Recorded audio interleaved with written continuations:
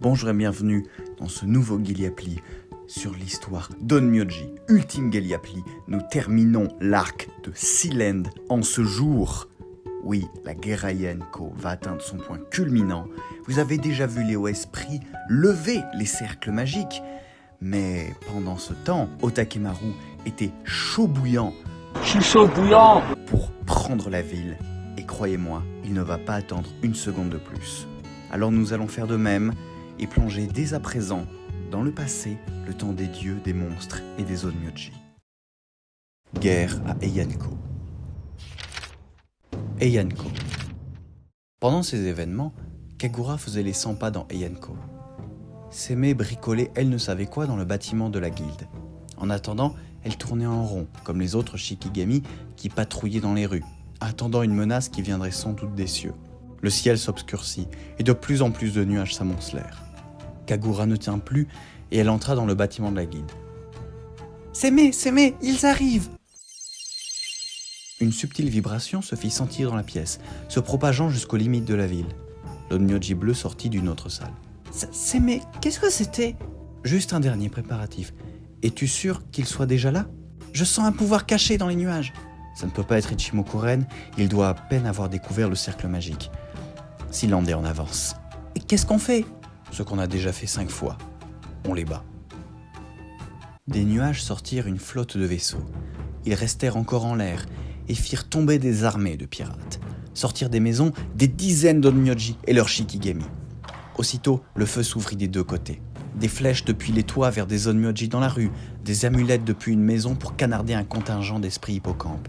En peu de temps, l'ensemble de la capitale ne fut plus qu'un gigantesque champ de bataille.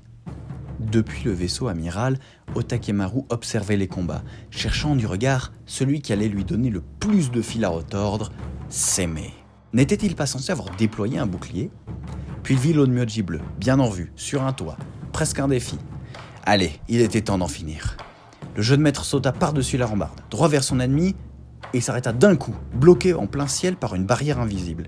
« Qu'est-ce que... » grogna-t-il. Il toucha la surface de ce qui le bloquait. Une barrière ? Un mur d'air ? Non, un bouclier d'énergie. C'était ça. Alors, on n'arrive pas à passer, le provoqua Seme ? Sois sympa avec le videur, et il te laissera peut-être rentrer. Toi, je vais te tuer. Mais bien sûr. Ce bouclier bloque les menaces trop importantes. Sois honoré d'être bloqué par lui. Je vais te le briser, ton bouclier, puis je brûlerai la ville. C'est déjà en cours. Mais surtout, tant que je tiendrai debout, Heianko ne tombera pas. Otakemaru ne répondit pas. Il préféra frapper de toutes ses forces sur le bouclier, ne parvenant qu'à produire des étincelles, mais aucune fracture. « Hé, là-haut !» ordonna-t-il à l'esprit qui tenait la barre du vaisseau amiral. « Envoyez le navire contre le bouclier !» Le lieutenant requin eut un regard inquiet envers son jeune maître, mais tourna tout de même la barre en voyant le gigantesque navire frapper l'invisible paroi. Avec un immense craquement de bois, le vaisseau amiral écrasa son flanc droit sur le bouclier, mais ne le fit pas céder. Otakemaru réfléchit rapidement. Si le bouclier bloquait de manière définitive les attaques trop importantes, mais laissait passer les menaces faibles comme ses soldats, la solution était toute simple. « À tous les navires, envoyez les bataillons de seconde et troisième vague !» Pendant que le jeune maître reprenait ses tentatives pour détruire le bouclier, Sealand noyait Heianko sous les esprits de la mer. De longues et sanglantes heures après, Otakemaru vit approcher des contingents au loin. Visiblement, des renforts arrivaient pour soutenir la capitale. Trop tard, la ville était en feu, les Onmyoji et leurs alliés étaient presque tous au sol, morts ou mourants. De plus, le jeune maître avait fini par causer une fêlure dans le bouclier. La partie était finie. Seul restait Seme, toujours sur son toit, repoussant à grand renfort d'amulettes explosives et de sorts de scellement les hordes de guerriers qui l'attaquaient. Ce type devait être fou, pour continuer à se battre, en premier lieu, mais aussi parce que n'importe qui aurait craqué depuis longtemps. Il avait vu tous ses alliés tomber, ses collègues, ses Shikigami, le petit renard rouge, même la fille qui l'accompagnait partout et dont le corps sans vie gisait dans une allée. Mais il avait à peine hoché la tête, comme si ce n'était rien.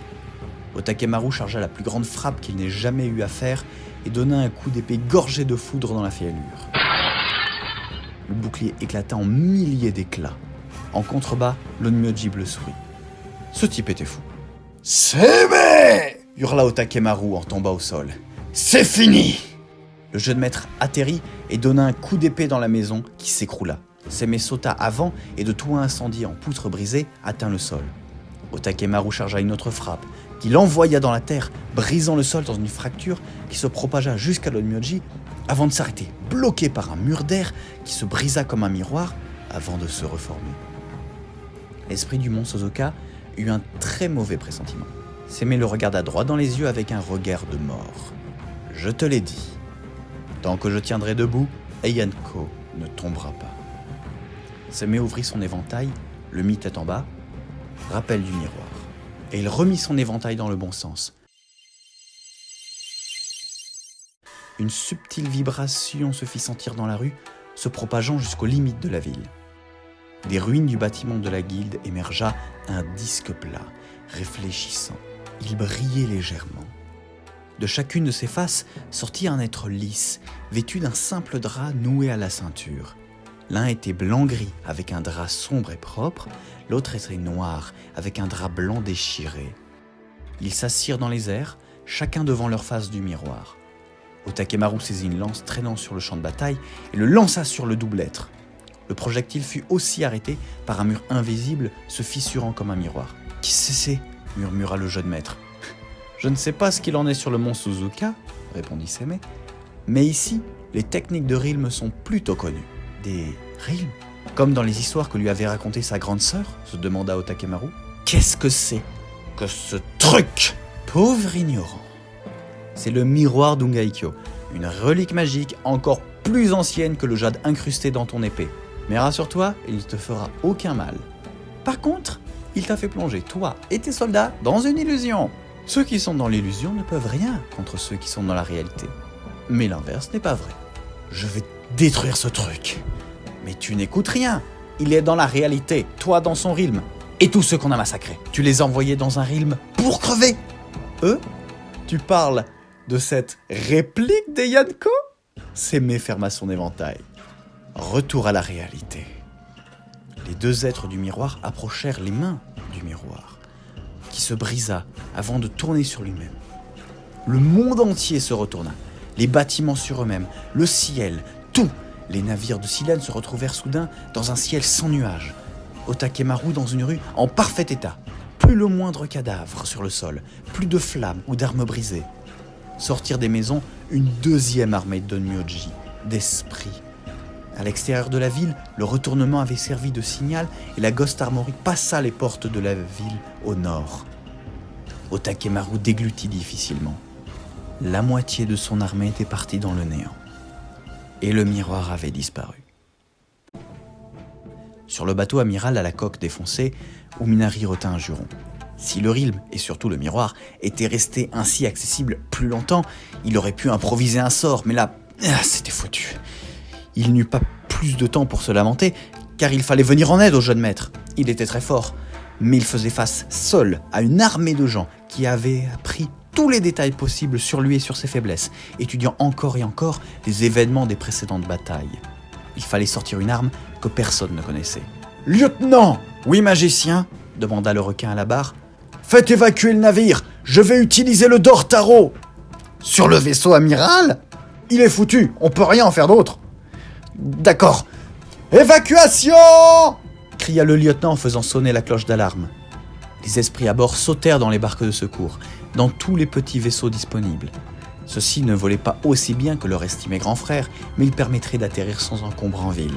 En bas, ils allaient au plus vite vers la ligne de front, où Otakemaru et Seme se regardaient toujours comme deux chiens sauvages attendant le meilleur moment pour sauter sur l'autre.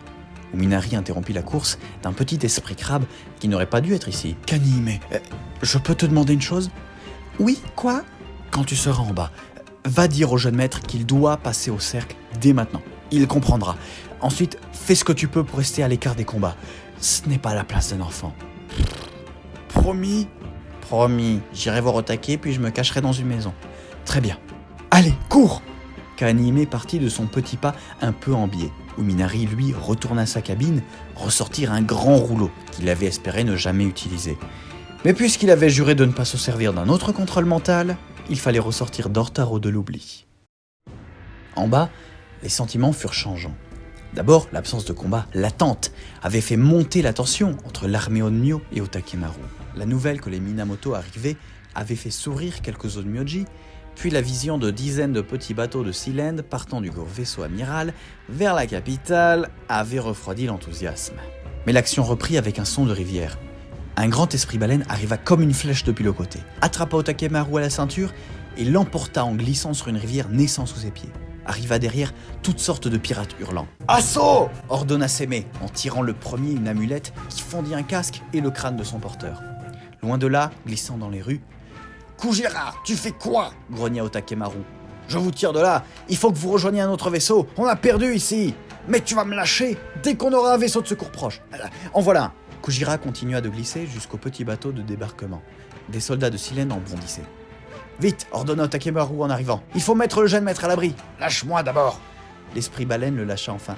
« Attendez !» fit une petite voix venant du fond du bateau, sortie d'un coin Kanehime, qui avait été ballotté dans le trajet, déséquilibré par sa pince géante. « Ominari a un message pour attaquer !»« Quoi ?» demandèrent ensemble le concerné et Kujira. « Il veut que tu passes au cercle. Il a dit que tu saurais ce que c'est. » Si Ominari dit qu'on peut passer au cercle, c'est qu'il a une arme en réserve, réfléchit Otakemaru. « Mais quoi comme arme ?» demanda l'esprit baleine. Au-dessus d'eux, un immense craquement de bois leur répondit. Le vaisseau amiral se retournait, ses planches se contorsionnaient dans des formes impossibles, ses mâts se métamorphosaient en serpents géants. « Ok, il en a dans le ventre, notre vieux magicien, » reconnut Kujira. « Il est trop cool !» rit Kanehime. « Bon, s'il fait ça, on peut clairement gagner. Je vais m'occuper du cercle. Kujira, tu diriges les troupes. Objectif, un maximum de morts. Et toi, Kanehime, tu te caches dans une maison. »« Je sais, je l'ai déjà promis. » Très bien, la place d'un enfant n'est pas sur le champ de bataille. Kanehime grogna et chacun partit accomplir son travail. Le vaisseau amiral finit par ne plus ressembler à rien, sinon une immense tente faite de bois et du dos d'une raimanta géante, avec des arches et des torii sur le sommet, des serpents immenses se glissant par-dessous et 2 bras couverts d'écailles de poisson. La chose atterrit dans un immense nuage de poussière sur le quartier marchand, dépassant même les plus hautes tours, et révéla sa face. Le visage de bois de l'avant des navires avait servi de base, mais il avait tourné au blanc maladif, tandis que l'expression était passée du démon agressif au démon méprisant. Dortaro était de retour sur le champ de bataille, et détruire lui avait manqué. Il commença d'emblée en réduisant en miettes un palais proche. Un sourire allait se dessiner sur son visage de bois peint quand un trait de feu vint lui frapper l'arrière du crâne. Lui et ses serpents se retournèrent pour voir le malotru qui cherchait les ennuis. Le dit malotru était un esprit renard négligemment assis sur un char de parade embrasé. Pour avoir une estimation de sa puissance, Dortaro compta le nombre de queues du kitsune. 2, 4, 6, 8, 9... Aïe.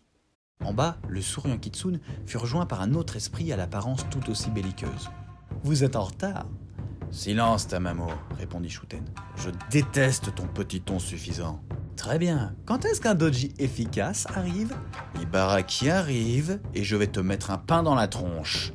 Allons, ce ne sont que des pics pour réveiller ton côté agressif. Tu iras plutôt taper sur la gigantesque carpette qui essaye de comprendre ce qu'on raconte. Mais il a pas d'oreille, ton machin. Comment ? C'est tout le problème. Bon, cessons les digressions, où les autres vont arriver et écourter le combat. Pour une fois que tu dis quelque chose de sensé. Shuten Doji rendit ses poings incandescents, puis courut monter sur l'immense monstre, frappant les serpents s'approchant. Tamamo no Mae descendit de son char et sauta de toit en toit pour attaquer au visage, tout en évitant les bras gigantesques de Dortaro. Du côté Onmyoji, Seme fut soudain appelé par une voix reconnaissable entre mille. « Oui, quoi ?» répondit-il en se retournant. « Ah, tu es là !» souffla Yaobikuni. « Je t'ai cherché dans toute la ville haute. C'est Fujiwara qui y sont allés. Apparemment, des esprits pillards sont partis là-bas. Tu connais le clan vert, ils ne sont jamais aussi efficaces que pour sauver leur argent. » Je vois. Bon, on a un problème. Les cercles n'ont pas pu être levés ? Paniqua l'Onmyoji bleu. Non, au contraire, le rassura la devineresse. L'Arakawa, c'est fait. J'ai demandé aux oiseaux et ceux des montagnes sont faits aussi. Il ne manque que celui dans les Onmusland, mais en soi, on est bon. D'accord, merci. Mais alors, c'est quoi le problème ? Le problème, c'est les cercles eux-mêmes. Les dessins ne correspondaient pas à ce qu'on attendait. Continue. En bref, les cercles se chargent bien avec du sang, c'est bien un rituel à grande échelle, comme prévu. Mais le transfert ne se fait pas avec de l'énergie, mais avec une forme. Ils ne veulent pas soigner le mont Suzuka, mais transformer Heianko en un mont Suzuka bis. Mais pur, puisqu'ici la terre n'est pas corrompue. C'est ça. Mais ils ne pourront pas, réaffirma Seme. Les cercles ont été levés. Ils n'auront jamais assez d'énergie. Oui, c'est pour ça que pour l'ensemble, je ne m'inquiète pas, expliqua Yaobikuni. C'est qu'un rituel de métamorphose implique un cercle central. Un cercle assez simple qui se connecte aux autres et ensuite on fait le sort. D'accord. Et ce cercle a un problème? Tu as déjà raté un rituel?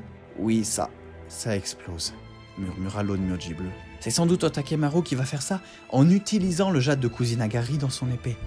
Il peut faire des vagues de déflagration en ratant plusieurs fois son rituel.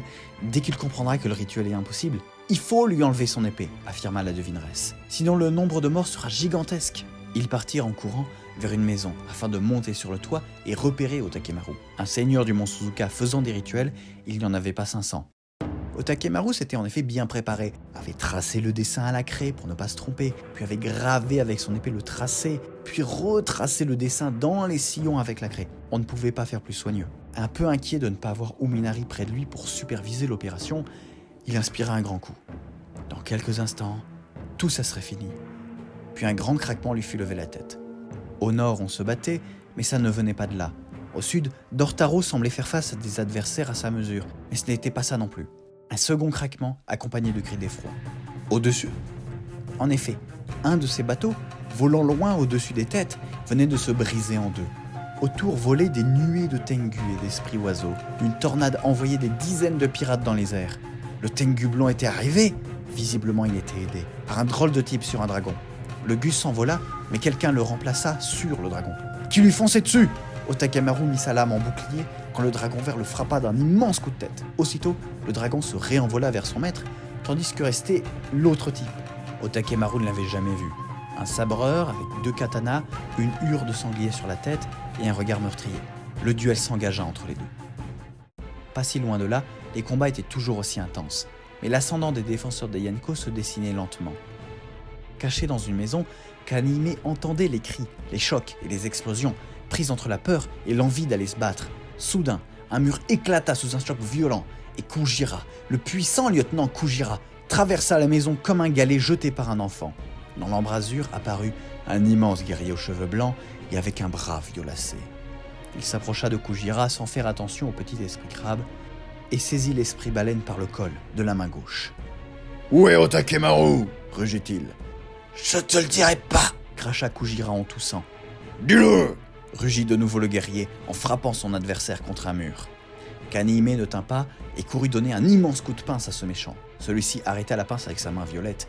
Il eut un regard étonné, surpris par la force du petit esprit. « Arrête, vilain » cria l'enfant. « Kanihime, casse-toi » sauta Kujira. « Lâche Kuji, vilain » insista le petit crabe. « D'accord, mais alors vous me dites où est Otakemaru » ordonna le terrible esprit. « On sait pas » répondit Kanihime. « Il est parti de son côté, sans nous dire vers où. » Intelligent et logique, reconnut le guerrier. « Ce qui veut dire que tu m'as fait perdre mon temps. » Il jeta Kujira vers l'arrière, comme s'il ne posait rien. Puis l'esprit guerrier se tourna vers Kanihime. « Et toi, qu'est-ce que tu fais là ?» Il lui prit la pince à 2 mains et la referma, avant de tirer la petite vers l'extérieur. « Et toi, Ubume machin, viens ici !» Une esprit Ubume répondit à l'appel. C'était un esprit gru avec un grand chapeau et un parapluie muni d'une lame de sabre. « Qu'y a-t-il, Ibaraki Doji ?»« Prends cet enfant et emmène-la en sécurité. Et fais attention, sa pince a beaucoup de force. » Je n'ai qu'à la prendre comme ça. Ubume se plaça dans le dos de la petite et la prit dans ses bras. Kanihime se sentit curieusement bien. « Allez, foncez !» ordonna Ibaraki. « Amenez un gosse ici, ils sont fous. »« On n'a normalement pas le droit de venir, » grogna le petit crabe. « Les enfants sont sur le bateau garderie. »« Tu aurais dû y rester, ma petite, » insista Ubume. « Un champ de bataille n'est pas un endroit pour un enfant. »« Je sais, qu'est-ce qu'ils ont tous avec ça ?» Ubume partit en portant le petit esprit crabe et Ibaraki alla massacrer un bataillon d'esprits coraux particulièrement agressifs. Attirés par le son du duel, Yamakaze Otakemaru, Seme et Yaobikuni arrivèrent bien vite sur place. Mais le jeune maître les repéra. Il fit mine de charger une grosse attaque dans son épée, ce qui obligea son adversaire à se dégager en arrière. Mais au lieu de frapper son ennemi déjà loin, Otakemaru se retourna et plongea sa lame au cœur du cercle magique qu'il avait tracé. Celui-ci s'illumina de la lumière malsaine qui caractérisait les cercles pensés par Uminari. Otakemaru saisit son épée par la garde et la fit tourner vers la gauche, causant immédiatement une déflagration gigantesque qui secoua l'ensemble de la capitale. Les combats s'interrompirent, les combattants étant tous jetés les uns contre les autres. Même Dortaro s'arrêta d'essayer de manger Shutendoji et les gens sur les vaisseaux de Silène, marins ou esprits volants, se penchèrent par-dessus les bastingages pour suivre l'action. Otakemaru fut le premier à exprimer la pensée générale. « Mais quoi ?» Il se concentra, et essaya de ressentir le dessin magique pour lequel il s'était tant battu. « Mais le cercle, le pentagone, il est où ? Où sont les cercles ?» Le jeune maître commençait à paniquer. « Ils sont levés, ils sont tous levés, » répondit Seme.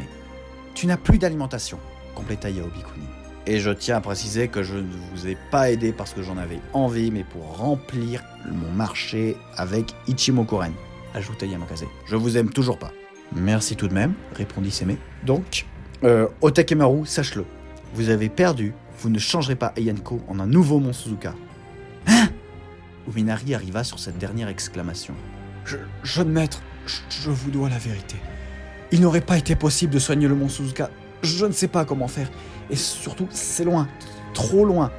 C'est pourquoi les cercles que j'ai posés devaient... » « Mais vous allez un jour arrêter de mentir ? C'était pour le bien de notre peuple. Je sais, moi aussi j'ai voulu le bien de notre peuple. Voilà ! Regardez vous-même. La capitale n'avait pas autant été malmenée que sa version du miroir d'Ungaikyo. Mais on voyait quand même nombre de morts et de blessés. Des pirates sur des Shikigami, des gens du Mont Suzuka mourant à côté des gens d'Eianko. Dans le ciel, les navires attaqués continuaient de perdre des planches. Même Dortaro, la légende de l'île de légende, avait le dos couvert de brûlures et de griffures. Si tout ceci ne servait à rien, que restait-il à faire ? Seme s'approcha lentement de l'Otakemaru perdu dans ses pensées. Maintenant, il faut en finir. Retire ton épée. Non. Silence de mort. Retire ton épée et mettons fin à la guerre, insista l'Onmyoji bleu. Je vais mettre fin à la guerre, mais en faisant une dernière chose avec mon épée. Le jeune maître employa la garde et fit tourner la lame vers la droite. Un éclat de lumière dorée partit du cercle et parcourut toute la capitale et même la région alentour. Toutes les blessures se refermèrent, les saignements cessèrent, les maladies et poisons disparurent. Même ceux à l'article de la mort rouvrirent les yeux. « Jeune maître, dit Otakemaru, pourquoi ?» Seme, fit Otakemaru, veuillez pardonner à mon peuple la folie de son chef. Et vous, fit le jeune maître en se tournant vers Uminari, je vous dis adieu. Vivez tous en paix. C'est mon dernier ordre. Otakemaru disparut dans une poussière d'étincelles dorées, balayée par le vent. Juste, comment ? Demanda Yamakaze, perplexe devant ce qu'il venait de se passer. En gros, il a retourné l'usage du cercle qu'il avait fait, répondit Seme. Mais s'il ne prenait plus, il devait donner, donc toute son énergie est passée dans cette magie de son massif. D'accord. Non, parce que je connais les autres, ils vont poser des questions et tout. C'est bien, tu socialises. Je socialise pas, j'ai pas le choix, ok ? Mais bien sûr. Pendant que les Onmyoji se détournaient de là pour donner l'ordre de cesser les combats et de retirer les troupes, Uminari reprit tristement l'épée et l'emballa dans sa cape. Plusieurs jours après, Seme se rendit dans un petit estuaire, sur la côte est, pour prendre des nouvelles. En arrivant, il passa sous le torii curieusement peint en bleu et put observer le petit village. Ce n'était pas encore le mont Suzuka, mais ça tenait debout. Dans les rues nouvellement tracées, les esprits de la mer allaient et venaient, lévitant un peu, mais essayant de ne pas avoir l'air de léviter. Au bout de la rue, Uminari et Kujira, respectivement le bras en écharpe et la béquille sous l'épaule, se tenaient sur le port, donnant des indications aux travailleurs qui organisaient la berge. Le tout afin d'arrimer la flotte de bateaux géants et éventuellement en mettre un ou deux à cale sèche et les réparer. En arrivant, Seme les interpella. « Bonjour messieurs, belle avancée des travaux. »« Ah, c'est vous, » sursauta Uminari. « Oui, merci, on travaille bien, c'est confortable. »« Merci pour les matériaux par ailleurs, » ajouta Kujira. « Je transmettrai au fournisseur. »« Sinon, ça va bien chez vous ?» demanda l'esprit baleine. « La reconstruction des quartiers nord Les quartiers nord, ça va. Le gros chantier sur la zone marchande, vous savez, là où est apparu Dortaro. »« Ah, c'est vrai. D'ailleurs, vous en avez fait quoi ?»« Il est là-bas, dans la rade. Il garde les enfants. On lui laisse un peu de temps avant de le faire revenir dans son parchemin. » La chose étrange était toute souriante, tandis que des enfants esprits jouaient sur son dos, glissant sur ses côtés ou escaladant les serpents. « À part pour la politesse, pourquoi êtes-vous venu ? demanda Uminari. Pour vous annoncer que dans 2 semaines, il y aura la fête des démons, au moment de la fête de l'automne chez les humains. À ce moment, il y aura une réunion avec les représentants des différentes parties de la population des esprits. Le terme n'est pas génial. Mais il serait bon que vous décidiez d'un représentant pour venir à cette réunion. Les relations entre clans ont été bouleversées, il faut établir un nouvel ordre, et si vous ne voulez pas vous faire écraser par un clan plus gros, il serait bon que vous veniez. Nous réfléchirons à un représentant, merci, répondit Uminari. Autre chose ? Non, je vous remercie pour votre temps. Passez une bonne journée. De rien, grogna le magicien. Au revoir. Bonne journée, dit tout de même Kujira. Sémé partit, mais fit un crochet par un surplomb rocheux au-dessus de la mer. Arrivé au sommet, il était au-dessus d'une falaise abrupte, donnant directement sur les vagues. L'Onmyoji bleu ferma les yeux un instant. C'est là que le peuple de l'Arakawa s'était réuni pour dire adieu à son chef, avant de jeter son épée à la mer. Sémé rouvrit les yeux et prit la route des Yanko. Il avait encore beaucoup de boulot avant de réussir à maintenir la paix entre tous ces clans de monstres et d'esprits, autant qu'entre les clans humains. Scène post-crédit. Dans la ville des anciens de Sealand, un grondement sourd se fit entendre. Les plus courageux cherchèrent l'origine de ce son et le trouvèrent dans un endroit reculé de la plage. Le grondement semblait venir de l'intérieur d'une grotte, dont l'entrée était bloquée par un éboulement. Le grondement cessa, puis une voix fut reconnue, même si les mots étaient incompréhensibles. Un choc sourd, un deuxième. Les gens reculèrent. Kujira, toujours appuyé sur sa béquille, dégaina son sabre d'abordage. Puis les rochers furent expulsés par une force immense. Les blocs de pierre fusèrent s'écraser dans les eaux. La voix fut réentendue. « Enfin, pas fâché d'être sorti, moi !» Une silhouette sortit de l'ombre et de la poussière. On aurait pu croire à une humaine, mais avec une queue de poisson gigantesque accrochée au bas du dos, des cornes d'hippocampe sur la tête, des yeux jaunes lumineux, un immense arc à la main et un sabre tout aussi démesuré au côté. « Tiens, mais je vous reconnais ! Alors, je suis bien sur le mont Suzuka ?» Et c'est fini. Purée de zut. À la fois, ça fait un petit peu mal au cœur, mais en même temps, c'est tellement soulageant d'enfin enregistrer la conclusion du dernier épisode. Ça a été un sacré boulot. Enfin, vous avez dû le deviner avec le fait que les dernières étaient un petit peu en retard, un petit peu 2 semaines de retard par rapport à mon rythme traditionnel de sortie de vidéo. Même si ça a quand même été un plaisir de les faire, enfin, surtout d'écrire l'histoire, si vous voulez mon avis. Le montage a été plus laborieux que d'habitude. Vous allez entendre ça et repenser aux vidéos un petit peu avant, aux premières, où c'était que des suites d'images les unes à les autres, et vous dire « Est-ce qu'ils se foutraient pas un peu de notre tronche là ?» Eh ben même pas. C'est douloureux à dire, mais c'est ainsi. Bref, on finit cet arc, on finit sur un cliffhanger, évidemment, le cliffhanger annonceur donc de la Demonic Fest, mais tout ceci sera pour d'autres vidéos, et très honnêtement, on en reparlera sans doute de comment on va continuer à raconter cette histoire. Parce qu'on a déjà testé 2 petits styles de récit, pourquoi pas essayer d'en faire un 3e ? Allez, on verra ça un autre jour, après les vacances et quelques vidéos plus normales, et on se retrouvera donc bientôt quelque part dans cet univers. Laissez les commentaires.